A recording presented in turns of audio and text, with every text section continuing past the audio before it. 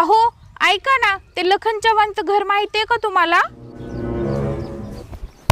स्वतः लखन चव्हाण मीच आहे, बोला. अच्छा, कशी मग तुमची गावामध्ये परिस्थिती? अख्ख्या गावामध्ये सोन्यान पिवळं फक्त आपलंच आहे. भारी मग, छान आहे छान आहे. 2 ब्रँड न्यू स्कॉर्पिओ, 2 थार आणि आत्ता घेतली बघा BMW वडिलाच्या आग्रहा खातर. वा वा वा वा, छानच आहे की मग. मॅडम पटायला आली काही आपल्याला.